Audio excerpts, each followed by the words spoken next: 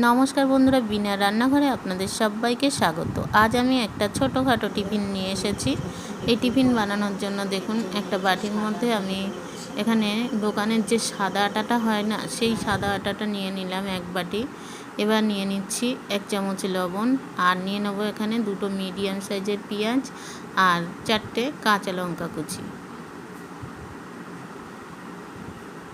আপনারা চাইলে এখানে কিন্তু সবজির ব্যবহারটাও করতে পারেন।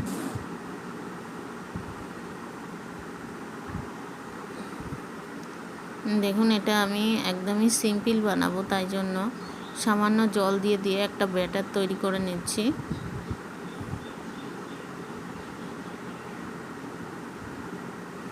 বন্ধুরা, এখানে কিন্তু আমি কোনো বেকিং সোডা কিংবা বেকিং পাউডার ব্যবহার করিনি। এবার এখানে দিয়ে দেবো 2টো ডিম। ডিমটা ব্যাটারের সাথে ভালো করে ফেটিয়ে নিচ্ছি।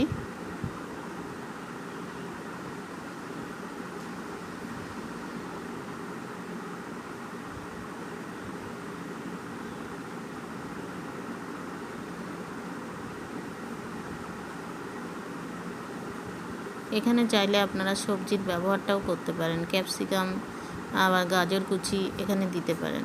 আমি কিন্তু কিছুই দেইনি, একদম সিম্পল বানাবো।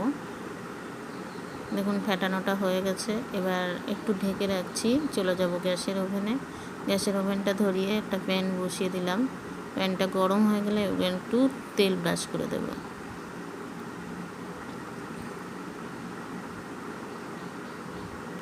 দেখুন, এবার ব্যাটারটা দিয়ে দিচ্ছি। একটা গোল মতন ঘুরিয়ে একটা গোল হয়ে আসবে রুটির আকারে। দেখুন, ওপরটা শুকিয়ে গেলে তবেই উল্টে দিতে হবে।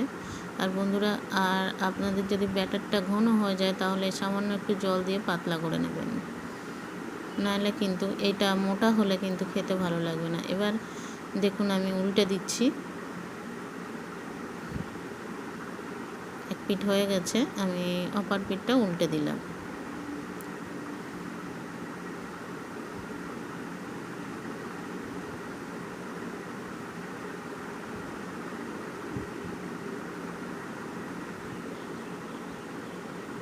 এবার এখানে সামান্য একটু তেল ব্রাশ করে দিলাম।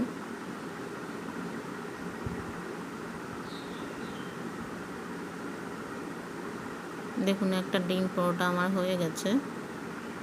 এবার পরেরটা আমি ভেজে নেব, তার জন্য আবার তেল ব্রাশ করে নিলাম। এবার দিয়ে দেবো ব্যাটার।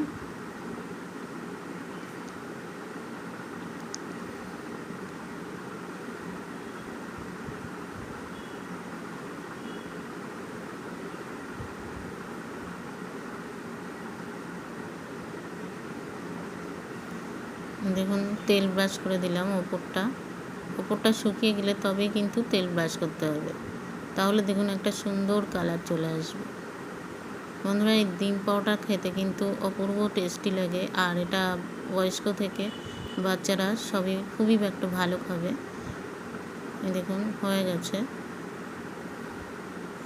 এবার আবার একটা ভাজা আপনাদের সাথে শেয়ার করছি। দেখুন, আবার দিয়ে দিলাম ব্যাটারটা। এবার ঘুরিয়ে বন্ধুরা, এটা কিন্তু যতটা পাতলা হবে খেতে কিন্তু ততটাই সুন্দর লাগবে। আর যদি না শুকায় ওপরটা, ততক্ষণ কিন্তু আপনারা উল্টাবেন না, তাহলে ছিঁড়ে যেতে পারে, সেদিকে খেয়াল রাখতে হবে।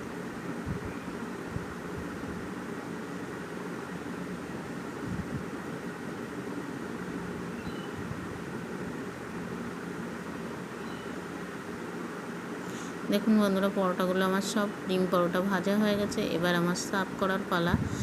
এটা কিন্তু আমি সস দিয়েই সার্ভ করব। আপনারা চাইলে কিন্তু যে কোনো তরকারি দিয়ে এটা খেতে পারেন। আর আমি পুরনো বন্ধুদের সাথে বলছি, বন্ধুরা, আপনারা কেমন দেখেন, আর ওয়াচ টাইমটা আপনাদের লিখতে হবে না যে আমি সম্পূর্ণ ওয়াচ টাইম করেছি, সেটা আমি এমনিই বুঝতে পারবো। যারা আমার চ্যানেলটি এখনও সাবস্ক্রাইব করেননি, তারা প্লিজ আমার চ্যানেলটিকে সাবস্ক্রাইব করে আমার বন্ধু হয়ে যান, এবং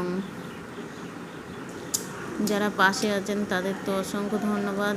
যারা আমার চ্যানেল দেখেন প্রায়, তাদের ধন্যবাদ। এবং আপনারা খুব ভালো থাকবেন, সুস্থ থাকবেন। আবার দেখা হবে বিনার এই রান্নাঘরে অন্য কোনো ভিডিওতে। ধন্যবাদ।